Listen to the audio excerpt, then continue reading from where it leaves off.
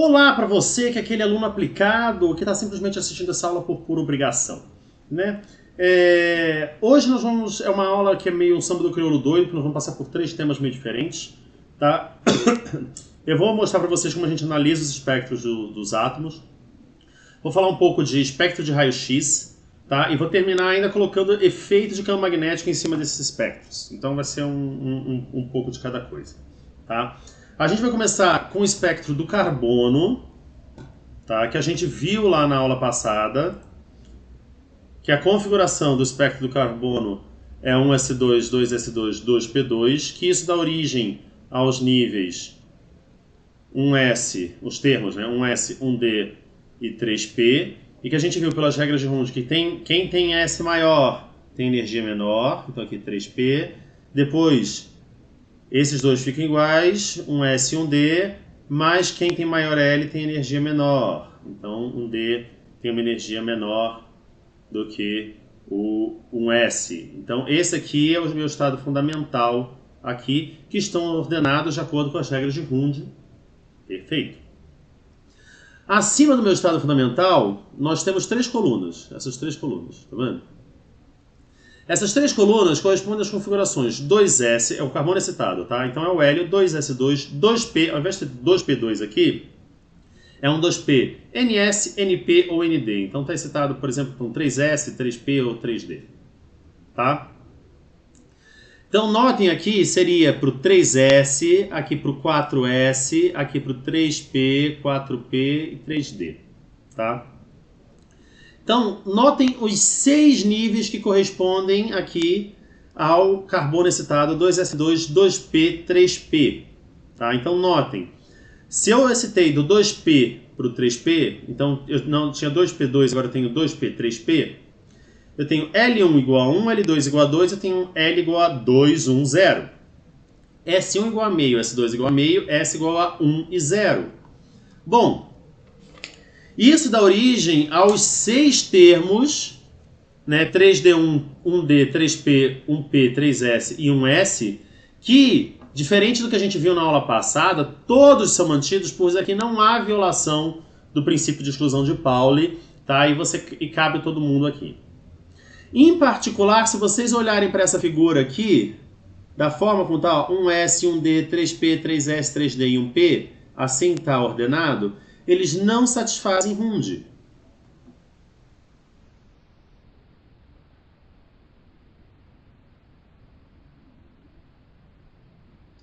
Pergunta para vocês, qual seria o ordenamento desses termos? Qual seria o ordenamento desses termos se eles seguissem as regras de Hund certinho? Porque sim, eles não estão seguindo a regra de Hund certinho, não. Tá? Juntamente com essas colunas aqui do carbono, nós temos aqui uma linha tracejada que corresponde à ionização do átomo de carbono, o primeiro potencial de ionização, que acontece em 11,26 eletronvolts, ou seja, se você jogar um fóton com 11,26 eletronvolts nesse estado excitado, no carbono, aí você vai ionizar o seu átomo. E essas últimas 2 linhas aqui correspondem às configurações 2s, 2p3 e 2s, 2p2, 3s. Tá? Essas são bem mais chatas da gente ver os termos, porque são 4 elétrons desemparelhados, 4 elétrons em subcamadas incompletas, então essas são bem mais trabalhosas. Tá? Agora, notem a diferença aqui, ó. Da configuração 2s e 2p3, da diferença de energia dessa 5s para o estado fundamental aqui do átomo. Tá? Para a configuração 2p2. 2s, 2, 2p2. A diferença de energia é muito baixa. Então é fácil jogar o meu carbono que está aqui e aqui. Ah, isso tem vantagem? Tem. A vantagem é que a ligação covalente ela só ocorre com elétrons desemparelhados, não ocorre com elétrons em camadas cheias. Certo? E no caso, a configuração 2s2, 2p2 tem apenas 2 elétrons desemparelhados, então só faria 2 ligações covalentes. No caso da configuração 2s2, 2p3, nós temos 4 elétrons desemparelhados, nós poderíamos fazer 4 ligações covalentes, é a chamada hibridização do carbono. Hibridização é um processo quando a gente forma orbitais ímpetos, S mais P dando SP, tá? Que é o que a gente vai encontrar aqui. Então por isso a gente consegue fazer 4 ligações aí para o nosso carbono. Aqui a gente já tem a figura do oxigênio. Tá? O oxigênio está no estado fundamental, está na configuração 2s2, 2p4, que olha só, com 4 elétrons da camada incompleta, também dá origem aos termos 1d, 3p e 1s. Por quê? Que nem no caso do carbono. Fica aí para vocês pensarem. Tá? Aí aqui eu tenho os estados excitados mostrados na primeira coluna. Tá? O 2s2, 2p3, ns, np e nd. Tá? De novo, envolvendo 4 elétrons agora, 3 aqui na p e 1 em cada, torna o processo bem mais complicado, bem mais complexo. Ok? Torna o processo bem mais complicado, bem mais complexo.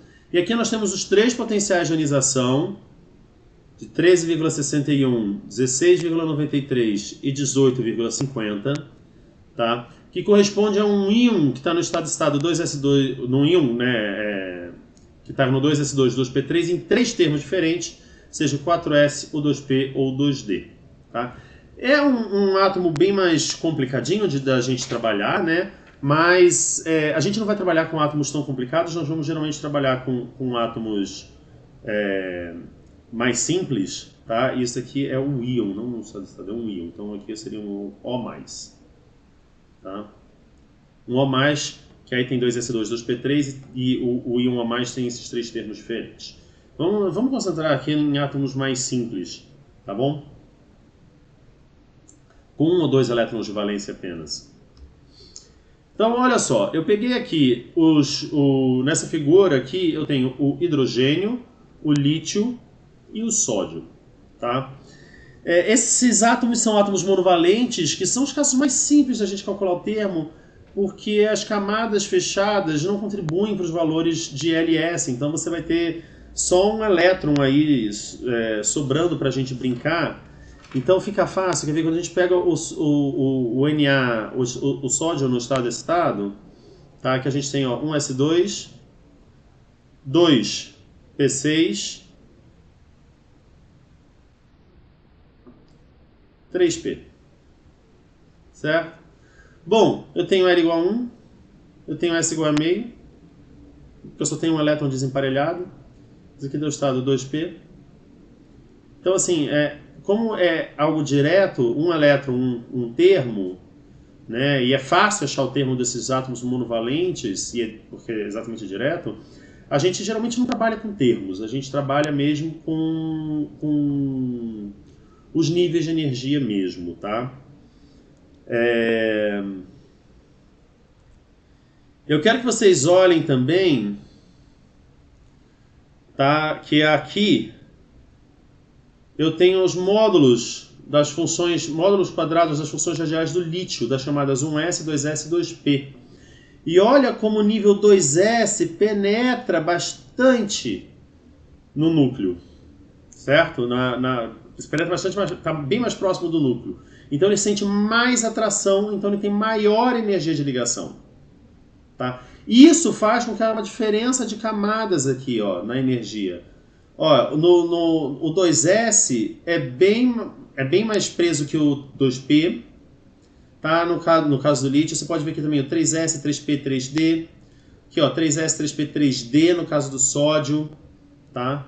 Porque o nível 2s vai penetrar mais próximo do núcleo, então vai sentir mais atração, tem maior energia de ligação. Então a energia das camadas são ordenadas de acordo com o L. Tá? Isso não acontece no átomo de hidrogênio, onde você tem, por exemplo, que a energia do 3s é igual à energia do 3p, que é igual à energia do 3d no hidrogênio. Tá? Por que isso não acontece no hidrogênio e acontece nos outros átomos? Por causa do efeito de blindagem dos outros elétrons. Tá? Como você só tem um elétron no hidrogênio, você não vai ter efeito de blindagem nenhum. Tá? Note também que quanto maior for o N, 3S, 3P, 3D, 4S, 4P, 4D, 4F, ó aqui o 5S, 5P, 5D, 5F, quanto maior for o N, mais próximo dos níveis do hidrogênio ele está. Tá? Por quê? Olha aqui no caso do lítio. Certo? Numa órbita mais afastada aqui, no caso do lítio, o Z efetivo vai ser 3 menos 2, que parece com o do átomo de hidrogênio. Né? E se a gente pega o sódio e leva em consideração o efeito spin-órbita agora dele, a gente vê que os níveis de energia eles vão se desdobrar de acordo com o J. Então tem aqui ó, o 3S é 2S1,5, né? O 3P ele vai ser 2P1,5, 2P 3 meios. Tá bom? Tem essa separação aqui, obviamente que as energias não estão em escala. No caso 3D eles vão se separar em 2D 3 meios, 2D 5 meios. E assim vai, isso é bem tranquilo da gente ver. Tá? Mas isso é levando em consideração o efeito spin-órbita. Tá? E aí a gente pode ver e analisar as transições óticas que você tem nesses átomos multieletrônicos. Né? Lembrando, obviamente, que tem que seguir as regras de seleção, ΔL igual a mais ou menos 1, ΔS igual a 0 e ΔJ igual a 0 mais ou menos 1, só que não pode ter uma transição de J' igual a 0 para J igual a 0, isso é proibido. Tá? Bom, as duas transições de mais baixa energia no caso do sódio são as que saem aqui, ó, para que respeitam, né? ΔL igual a 1, ΔS igual a 0 e ΔJ igual a 0 mais ou menos 1. Então você tem transição desses dois níveis aqui, do 2P1,5 e o 2P 3 meios para o 2S1,5. Tá? Então aqui seria o lambda 1, eu não escrevi, aqui o lambda 2, certo? A diferença de energia entre esses dois níveis é pequenininha, de 2 vezes 10 é menos 3 eletronvolts, a gente já viu isso lá na aula passada, no finalzinho da aula passada, né? Tá? E a diferença aqui é em torno de 2,1 eletronvolts. Ora, 2,1 eletronvolts dá em torno de um lambda de 5.900 angstroms, que é amarelo. Tá? E a diferença em energia desse cara, desses dois aqui, lembrando que eu vou escrever ΔE como sendo E delta lambda sobre lambda, então eu consigo calcular um delta lambda que é de 5,7 angstroms. Então a diferença entre esse lambda 1 e esse lambda 2 vai ser de 5,7 angstroms. E de fato, quando você mede, você vai medir dois comprimentos de onda, você vai medir um lambda 1 de 5.890 angstroms e um lambda 2 de 5.896 angstroms. Certo? Esse é o famoso dubleto do sódio, tá? E é uma ilustração do efeito spin-órbita.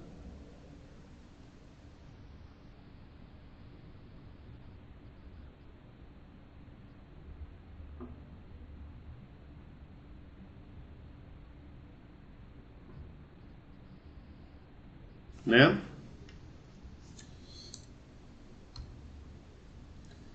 A gente pode analisar também o caso do cálcio, porque o cálcio tem 2 elétrons de valência e o seu estado fundamental aqui está na configuração 1s2, 2s2, 2p6, 3s2, 3p6, 4s2 ou argônio 4s2. Tá? Ele é muito semelhante ao caso do hélio. Então a gente tem na figura ao lado os estados excitados com configurações 4s-NL. Então a gente tem o NS, NP, ND, NF, NS, NP, ND, NF. Com 2 elétrons em camadas incompletas, a gente só pode observar S igual a 0 e S igual a 1. Tá? E aí, eu quero chamar a atenção de vocês aqui que os níveis de energia em S com S maior, S1, são consistentemente menores do que os níveis de energia com S igual a 0, como era o que a gente esperava mesmo, né?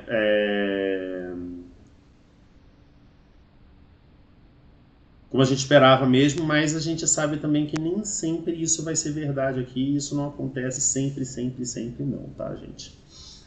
É o que a gente espera, mas nem sempre acontece, tá? Essas transições aqui que estão sendo traçadas, todas obedecem...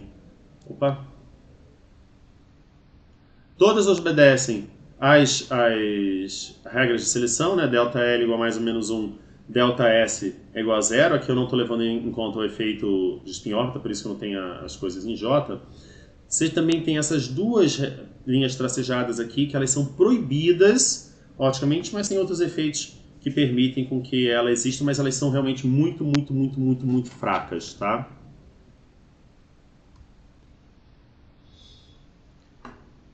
Então esse foi basicamente o que eu queria falar para vocês, como que a gente interpreta esses espectros atômicos que a gente tem, e eu vou passar para espectros de raio-x. Tá? Então, num raio-x eu pego um catodo, um filamento, esquento esse filamento, jogo um monte de elétron em cima desses filamentos, eles vão ser desacelerados, e esses vão ser desacelerados, colidir com o alvo, e daqui vai sair meus raios-x, certo? Que é o que a gente usa em experimento, tá? Ou para tirar uma radiografia, enfim, tá? Esses raios que saem, eles dão um espectro desse tipo assim. Tem o que a gente chama de bremsstrahlung, que é essa radiação de fundo, e tem esses picos aqui, que são picos característicos do alvo, no caso aqui do tungstênio, tá? O que é o bremsstrahlung ou a radiação de fundo? Bremsen é frear. Strahlung é a radiação. Então é o que chama-se também de radiação de frenagem. Ocorre porque os elétrons estão sendo desacelerados conforme eles colidem, conforme eles batem ali. Tá? E toda carga que é desacelerada, ela emite uma radiação. Toda carga acelerada, ou de qualquer jeito, né, positivo ou negativamente, vai emitir uma radiação. Isso é esse bremsstrahlung, essa radiação de fundo. Tá? O raio-x mais energético, ele tem um lambda mínimo que está relacionado à frenagem completa, que é dado por essa expressão aqui, onde K vai ser a energia cinética aqui, tá, do meu fóton. Ok? Esses picos aqui, característicos de raio-x, aí é um processo que não é um processo de frenagem, depende do meu alvo. Tá? Então esses picos que aparecem no espectro, eles vêm basicamente do seguinte processo. Então aqui eu tenho um alvo neutro, tá? No caso aqui do tungstênio. Aí eu jogo um elétron, jogo um íon e vou arrancar um elétron de uma camada profunda. Por exemplo, aqui eu arranquei da 1s. Pum, arranquei. Então eu deixei um buraco aqui nessa camada 1s. Um elétron de uma camada um pouco mais energética vai decair para cá e vai emitir radiação. Nessa emissão de radiação que você produz o raio-x. Tá? A diferença é que do raio-x para as outras radiações fluorescentes que a gente tem, como na transição óptica do sódio e do amarelo, é que a diferença de energia aqui é muito maior. Tá? Volta umas aulinhas que eu mostro ali o que é você ter uma desexcitação para um estado 1s, por exemplo. Tá? Eles são muito mais energéticos. Então, essas linhas que aparecem aqui no espectro de raio-x,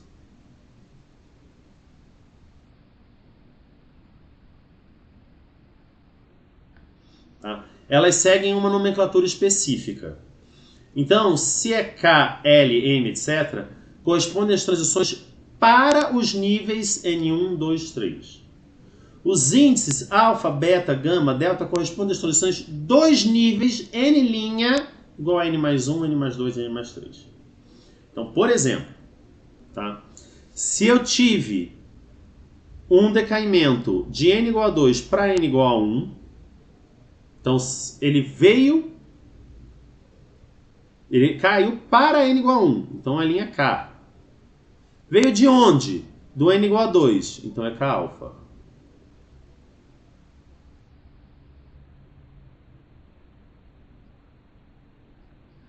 Se veio do N igual a 3 para o N igual a 1, então veio de 1 mais 2, 3, então é beta. Ainda continua indo para N igual a 1, aí tem as linhas K beta. Se veio aqui K gama, K delta.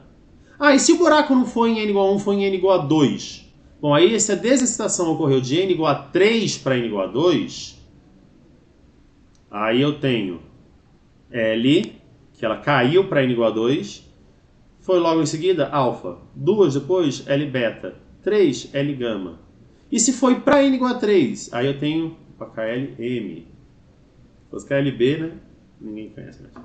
Eu tenho um M alfa, M beta e por aí vai. Certo? Então, vocês agora têm aí uma noção como analisar os espectros de raio-x. Agora, notem que eu quero chamar a atenção de vocês. Os elétrons dos níveis internos eles são muito ligados ao núcleo. Para arrancar, a gente precisa de 1000, em torno de 1000 eletronvolts de energia, 8000, 7000, 6000, depende do átomo que você quer, 10.000. Tá? No caso da linha K, o estado inicial do átomo tem um buraco no nível 1s, porque ele vai decair para 1s, então o buraco está no nível 1s. Então você tem um elétron desemparelhado no nível 1s, então isso corresponde ao termo 1s, 1 meio. Certo? E no caso específico da linha K-alfa, o estado final do átomo tem um buraco no nível 2s ou um buraco no nível 2p. Lembrando, o K-alfa sai de n igual a 2 para n igual a 1. Se ele sai de n igual a 2 para n igual a 1, ele está deixando um buraco no nível 2s ou no nível 2p. Se ele deixou um buraco no nível 2s para vir para cá, então ele deixou um elétron aqui sozinho, no nível desemparelhado no nível 2s. Lembrem-se, não me importa as camadas fechadas, só me importa as camadas abertas.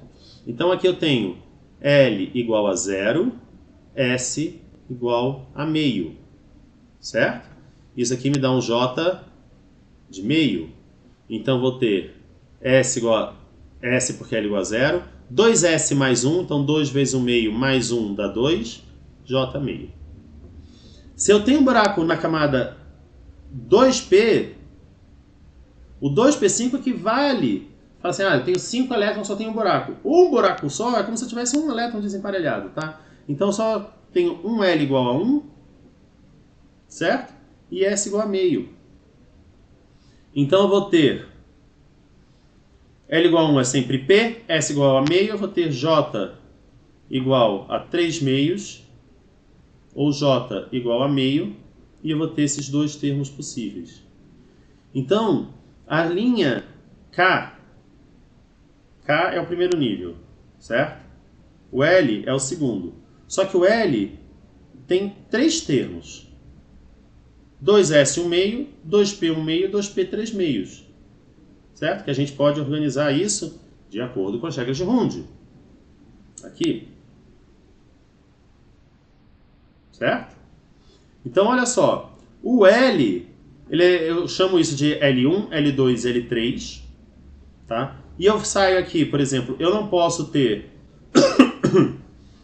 daqui para cá, eu só posso ter de 2P 1 meio para 2S 1 meio e 2P 3 meios para 2S 1 meio, porque eu tenho que ter ΔL igual a mais ou menos 1. Isso dá origem às minhas linhas K-alfa, que a gente chama. Tá? Agora, e se vai sair lá do N igual a 3? Vamos ver a linha K-beta. O estado final do átomo tem um buraco no nível 3S, ou um buraco no nível 3P, ou um buraco no nível 3D. Então vamos analisar aqui, ó. 3S, eu vou ter 2S 1 meio, que nem eu analisei lá. 3P é um buraco aqui, eu vou ter esses dois termos, que nem eu analisei aqui. Certo? E aqui o tio errou. Agora sim, bonitinho, com um buraco aqui no 3D9, né, no buraco no 3D, eu vou ter os termos 2D 5 meios ou 2D 3 meios, e esses termos ficam denominados M1, 2, 3, 4 e 5, que são esses daqui. Tá? Essa representação, e aí eu tenho, por exemplo, as linhas K-alfa saem exatamente de ΔL igual a mais ou menos 1, ΔS igual a 0, né? E ΔJ igual a 0 mais ou menos 1, contanto que não seja de J0 para J'0, que não vai acontecer aqui. Forma as linhas K-alfa. As linhas L-alfa saem daqui, do N igual a 3,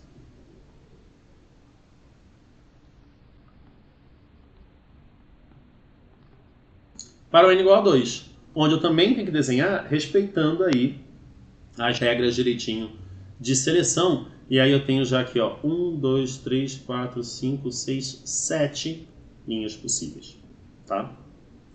Na verdade, a representação que eu fiz ela não está muito correta. Tá? Não é muito conveniente fazer assim, por quê? Porque o que ocorre é o contrário. Quando você tem um elétron que está faltando aqui, você está com milhares de elétron-volts acima do elétron faltando aqui. Está milhares de elétron-volts acima do elétron faltando aqui.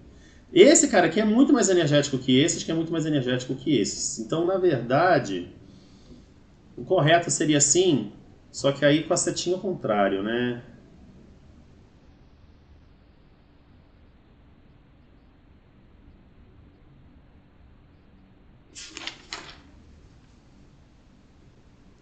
O zero de energia é o estado fundamental não ionizado, né?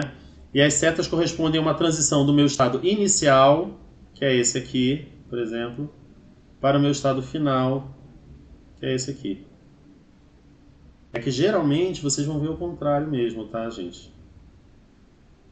Apesar de a gente saber que esse cara aqui tem mais energia. Esse é o estado inicial, esse é o estado final, esse cara aqui tem mais energia do que esse daqui. Mas você está falando, olha, que eu estou tirando um elétron daqui e ele está vindo para cá, tá? Nesse caso aqui, as regras de Hund ou complemento spin-órbita tendem a funcionar melhor, tá? Ao contrário do que ocorre quando as camadas estão quase vazias. Lembrando sempre das regras de seleção, né? Então a gente tem ΔL igual a mais ou menos 1, ΔS igual a 0 e ΔJ igual a 0 mais ou menos 1. Lembrando que você não pode ter do J' igual a 0 para o J igual a 0. Não pode, tá? Essa estrutura fina de níveis, ela também se manifesta na ionização do átomo pela absorção de raio-x, tá? E lembrando que o estado inicial do átomo é o átomo no estado fundamental e o estado final é um buraco no nível 1s, no nível 2s ou no nível 2p. Para encerrar essa parte da matéria de átomos multieletrônicos, que na semana que vem a gente já entra em moléculas, a gente vai falar um pouco do que ocorre quando a gente inclui um campo magnético nesses níveis atômicos. Tá? E levamos em consideração a interação spin-órbita. Esse daqui é o termo de interação spin-órbita, tá? Lembrando que isso não é algo fácil da gente visualizar. O fato de S ser a soma em E de todos os momentos orbitais de spins, e L é a soma de todos os momentos orbitais, todos os momentos angulares orbitais, perdão, tá? Total, né? E assim como no caso do hidrogênio, a gente vai ignorar o termo que é proporcional a B2, tá? E lembrando que esse termo aí de acoplamento spin-órbita, esse alfa S escalar L, não é muito fácil da gente demonstrar, então eu vou pedir aqui que vocês assumam, tá? E aí nós temos dois efeitos que modificam diferentemente os nossos espectros atômicos. O primeiro deles é o chamado efeito Paschen-Bach. No efeito Paschen-Bach, o campo magnético é tão forte que a gente ignora a interação spin-órbita. Tá? É mais fácil. Aí o momento magnético total é simplesmente menos E sobre 2m, L mais 2S escalar B. E se a gente toma B como sendo B na direção de Z, a gente obtém esse deslocamento em energia, tá? E a separação em energia de cada nível, portanto, é EH cortado B sobre 2m, tá? Que é MB vezes B, e aí aqui vou ter MZ mais 2MS, né?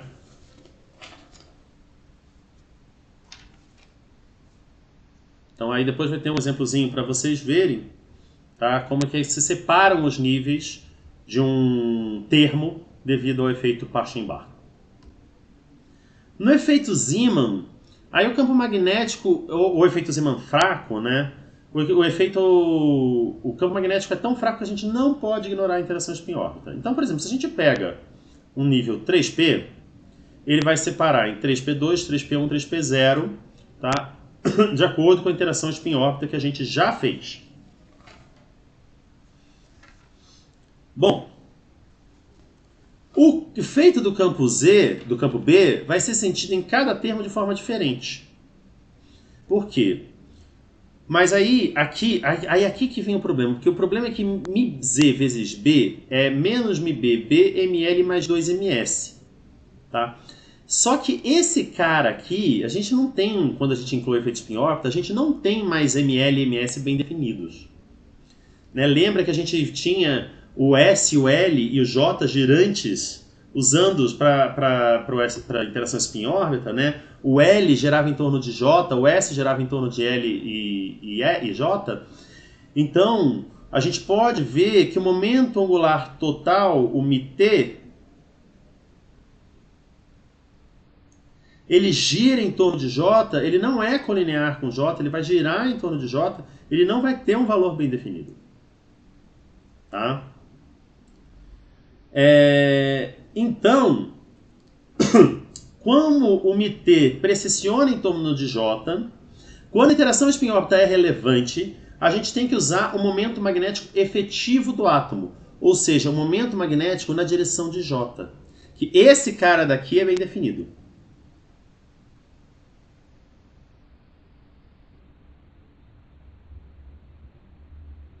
E como é que a gente acha esse cara? Bom, é só a gente fazer a projeção μj escalar j na direção de j de apel. Certo? Ou seja, é E menos E sobre 2M, né? O J, o μt, que é L mais 2S, escalar vetor J na direção J dividido por J2, que é isso aqui. Essa continha aqui bacana, esse termozinho aqui bacana, é conhecido como fator G de Landé. Tá? Então, essa projeção tem valores bem definidos nos termos. E aí a gente pode calcular o valor G de Landé para cada termo. Tá? Lembrando o seguinte, olha só. Eu quero L mais 2S. J é igual a L mais S. Então, eu vou escrever L como sendo J, L mais S. J menos S. Então, L mais 2S vira J menos S mais 2S, que é J mais S. Tá bom? Por que eu quis incluir o J aqui e tirar o L? Porque agora eu vou fazer o produto escalar de L mais 2L com J. Então, eu vou ter, ó, isso aqui agora é J mais S, eu vou ter J escalar J mais S escalar J. Ok? Agora, lembra o seguinte. L escalar S é um meio de J2 menos L2 menos S2. Sendo assim, o S escalar J, que é esse cara daqui, é S escalar L mais S, certo? Que é S2 mais S escalar L, que é S2 mais 1 meio de J2 menos L2 menos S2, que é J2 sobre 2 menos L2 sobre 2 mais S2 sobre 2, e vocês viram isso na prova, vocês tinham que fazer isso na prova. Né? Então, agora, se eu pegar isso e substituir no fator G de Landé, o fator G de Landé vai ficar 1 mais J2 menos L2 mais S2 sobre 2 J2. Certo? Então, o meu μJ é menos E sobre 2M e J. E o meu fator G de Landé vai ser esse cara aqui, bonito, que eu vou calcular. Certo? Para cada termo Jx2S mais 1, a gente vai ter um G diferente em geral. Tá? Então, por exemplo, calculem o termo Gzinho para o 3P sobre 2. 3P sobre 2 é ótimo, para o termo 3P2. Tá? Vocês vão calcular aí um fator G, tá? Para o G de Landé, para esse termo. Por que isso é importante? Porque a gente vai ver que a variação de energia depende de G. Ela fica sendo como sendo G vezes μ de Bohr vezes B vezes mJ. Tá? Então, você vai calcular lá o G para o termo 3P2, 3P1, 3P0, que veio da separação do spin-órbita. Certo? Bom, 3P0 só tem mJ igual a 0, então não vai mudar nada. Mas no caso do 3P1, mJ pode ser menos 1, 0 e 1. E aí eu tenho separação de 3 níveis. E aqui para o 3P2, eu tenho a separação de 1, 2, 3, 4, 5. Menos 2, menos 1, 0, 1 e 2. E aí eu consigo saber quanto que vale a separação desses níveis, que vai ser diferente porque para cada um desses termos você tem um G diferente. Ok? Essa aplicação do campo B permite, medindo as transições entre os níveis obtidos, obter o fator de G de Landé e, pela fórmula de Landé, descobrir os valores de JLS dos níveis. Então você consegue, vendo as transições, medindo as transições, o espectro, obter qual é o JLS de cada nível. Tá? Tipicamente, o campo B do efeito spin-orbita é da ordem de 1 Tesla. Então, a gente tem um critério para decidir se é efeito Zeeman ou se é efeito Paschen-Bach. Se o B for muito menor que 1 Tesla, é efeito Zeeman. Se o B for muito maior que 1 Tesla, é o efeito Paschen-Bach, tá? Que é o chamado também de Zeeman anômalo. Tá? No efeito Paschen-Bach, os altos estados de energia têm L, S, ML e MS bem definidos. Então, a gente usa aqui a regra de seleção para ML e MS. Então a gente tem ΔL igual a mais ou menos 1, ΔS igual a 0, ΔML igual a 0 mais ou menos 1 e ΔMS igual a 0. No efeito Zeeman, para os átomos multieletrônicos, os altos estados de energia têm L, S, J e MJ bem definidos. Então a gente tem, como regra de seleção, ΔL igual a mais ou menos 1, ΔS igual a 0, ΔJ igual a 0 mais ou menos 1, contanto que não saia de J0 para J'0, e ΔMJ igual a 0 mais ou menos 1, mas não vale MJ0 igual a MJ'0 no caso de ΔJ igual a 0.